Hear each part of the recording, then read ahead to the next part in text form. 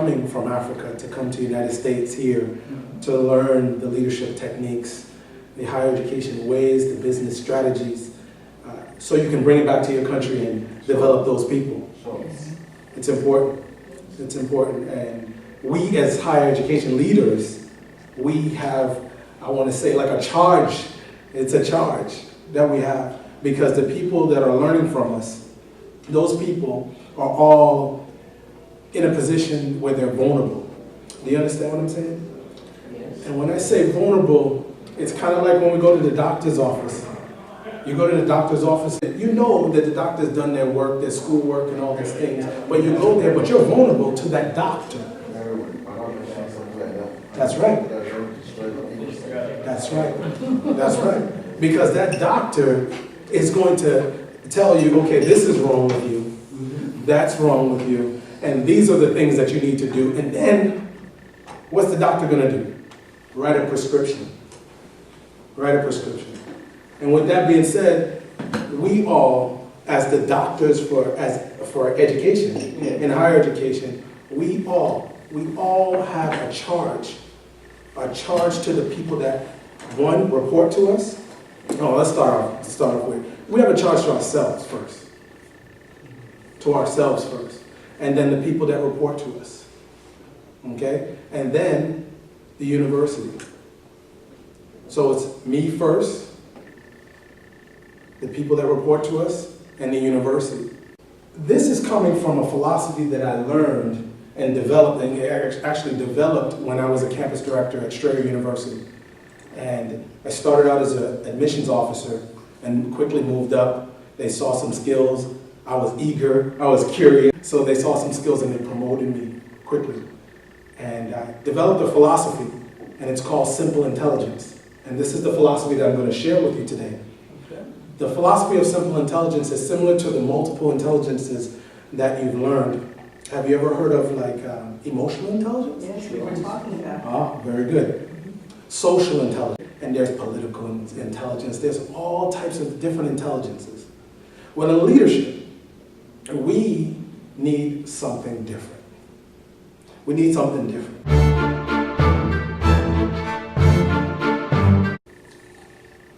So one is, what was one? Faith. Strong faith. Strong faith foundation, right? And number two is mental toughness. No matter if you're a woman or you're a man, you need mental toughness in this world. We need it. Okay? And then the third is? Change your negative thoughts to positive ones. Yes. Because we all know our attitude determines where we're going. And we all need some anecdotes. Remember we talked about the doctor scenario? And this is my prescription for you now. This is my prescription. All right? So if you look here, I have the agenda here on the yellow paper inside your folder. So the breakdown of what I'm going to do is share with you the simple intelligence leadership model.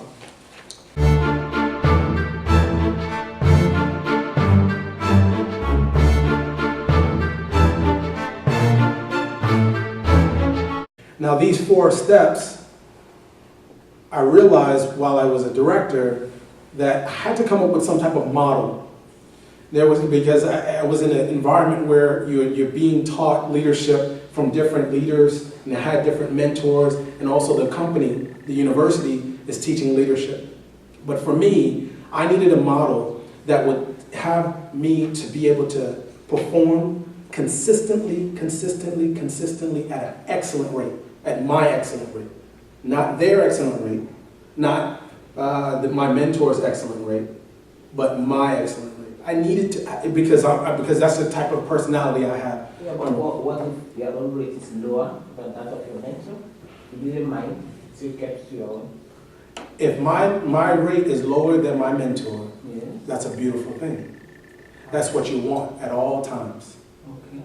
Because your mentor is there to stop you, to help you from falling into pitfalls. Okay. So that mentor, their responsibility is to help you from making the types of mistakes that they made.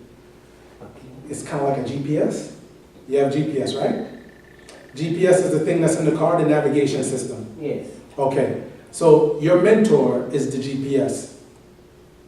The GPS says turn left, go a quarter mile down the road and turn left, right? Yes. And what do? We go a quarter mile down the road and we turn left. Yes. That's your mentor. Because it's telling you he or she has done it already. So they stop you from making the types of mistakes that you have to make. So the leadership model is very, it's individualized. And when I say individualized, I mean you take this model, and this is what I want you to do, is take this model back to Nigeria and implement this model for yourself, okay? And use it. Use the techniques, use the steps, and watch yourself grow and watch your people grow. My mentor, his name is Darrell Andrews. He's a motivational speaker. He always says that nobody rises to low expectations. Nobody rises to low expectations. So that falls in line with what you just talked about with confidence. Knowing yourself, knowing and continuous learning, and that's what personal development does. So it's important for you to think about that as a higher education leader, is to think about personal development as a continuous process. We are consistently continuing to learn. That is something that we have to do as leaders. The way I had Simple Intelligence, the crafted the model, was I come first, personal development. My people come next. I develop my people. They're your customers. Your students come third. They're your indirect customers, right? And then the university. Yes, correct, because your students are a subset of your people. You're absolutely right. You can say your... You're absolutely right. I don't know in what terms you make this ranking, but I don't know. Aren't we selfish in putting ourselves first? Oh, Is it in terms of knowledge? I'm glad you said that. I'm glad you said that, because that is one of those things that we naturally don't know how to grasp. It's just like saying no to someone. Have you ever been in a situation where you know you can't provide a need for someone, or you can't do something for someone, but you just didn't feel like saying no, but you still said yes? You need to be empowered as a leader, as a man, as a woman. You need to feel empowered. You can only help those who are in a position to help. Yes. So I come first. And as you help yourself, yes, in some ways it is selfish, but if I'm full, then I can love on you. You understand? If I'm full, I can love on you and don't have to worry about me while I'm loving on you. That's personal development. That's leadership. Serving you, I had to prepare and make sure I have everything together so I can fulfill their expectations. That's right. And fulfill your expectations. Okay? This is important. So I come first. And I had to say no to something in order to be here today. So I came first. Is that making sense? Yes. Very good. All right, the second. So here's a question I'd like you to answer. Why do I lead the way I do? I want you to answer that question. Why do I lead the way I do? Something to think about. There's a reason. Maybe it's the way you've learned from past leaders. Maybe it's your mentor. Maybe it's your perception from the media.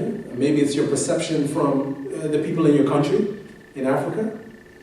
And we were saying, it's just us now, but it may be 300 people a year from now that come from Africa.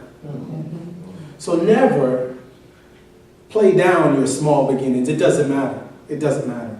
Because you're going to learn as you go.